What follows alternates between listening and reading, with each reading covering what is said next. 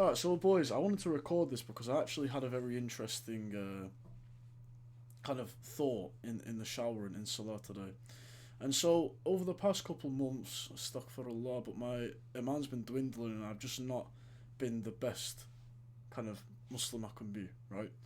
And I think everyone has fluctuations in iman, and I think it's really important. And something I've learned over the past couple months is to not beat yourself up over things that you no longer can actually control. It's in the past. Um, I was thinking in Sujood, I'll go back to a couple of days actually, right? I was thinking in Sujood, wow, I'm so grateful to have a place to pray that's safe, right? Because all of these kids in Palestine, they are, you know, in fear. They're in fear of their whole life ending, which isn't a bad thing. You know, alhamdulillah, we have the afterlife, and um, you know, it's not it's not bad to die, but there's still an element of fear to it, right? Um, I am so lucky to be able to put my head on the floor and pray to my creator and speak to my creator in such a safe environment where I can fully focus in my salah without thinking about anything else, right? And I always took this for granted a little bit, and I really realised the true power of that, the true impact, and the true blessing that Allah has bestowed upon me being able to do that, right? And just generally for any religion, you know, whatever religion you are, you have so many blessings that God has given to you that people take for granted and they overlook it, and they're just not that grateful. And I'm a culprit of this myself, right? I mean, it's hard to be grateful sometimes when your head is constantly in the past or in the future, and that's why it's important to stay grounded and present, right? Furthermore, this year's going off to a good start. I feel like I'm in a bit more of a positive state of mind, which is obviously good.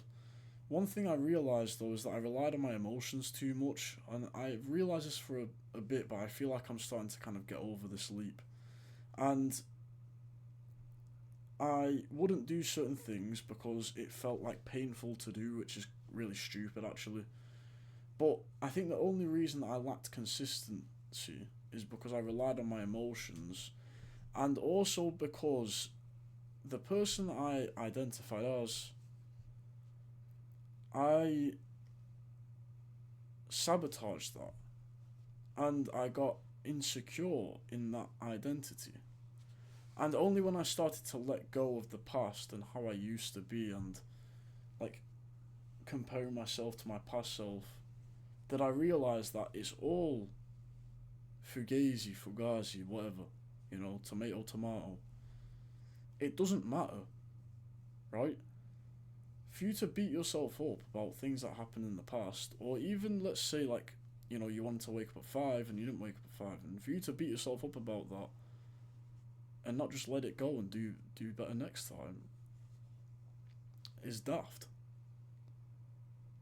I can't put it into words another way really other than that, and I feel like I've touched on this in some other videos, but I've realised how important it is to let go of mistakes, and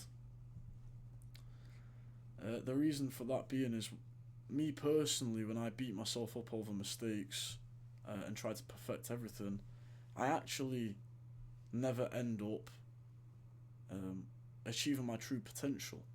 Because the thing is, when you try to perfect everything, you actually perfect nothing, and therefore you stay the same. And it's kind of like a loop, it's a repeating cycle, I guess. It's like a paradox. So yeah, it's a very interesting one. I mean, alhamdulillah for everything. I feel so grateful for life in general right now, and like the blessings that I have. I have a new chair. I have a new standing desk. I have a new setup. I have, you know, alhamdulillah, I have a room. I have a house. I have a prayer mat to pray on.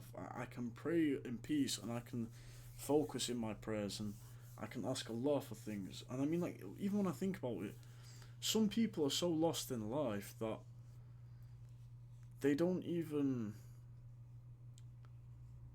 know where they're going. They don't have like a structure, like a vision of self in the future, and they're just floating around like leaves in the wind. I mean, alhamdulillah, like, I know who I'm gonna be. I know who I am at the end of this year. I know who I am now, and I'm that person at the end of the year. I'm just waiting for reality to catch up to the materialistic things. In my head, mentally, I'm still that guy. And I've actually noticed ever since thinking that way, and I think I said this in the other video, but just saying something one time and having it become my identity, I've noticed that I've become so much more confident, even though in the physical world I've got nothing really to be like confident about. Like nothing much has changed in a sense, right? But I've started training harder. I've started working out better. I've started relatively sleeping better. I mean, the whole key is to just not beat yourself up, man.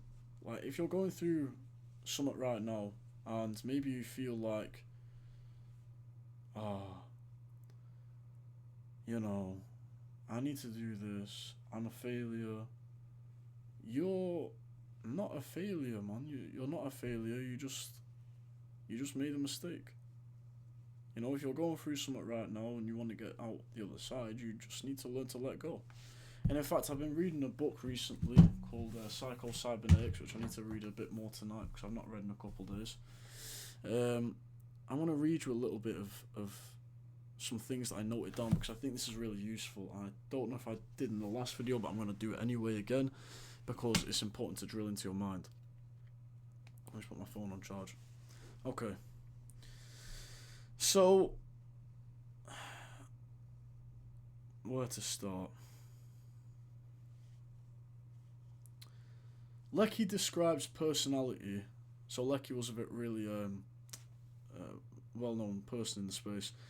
He described your personality as a system of ideas, all of which must seem to be consistent with one another.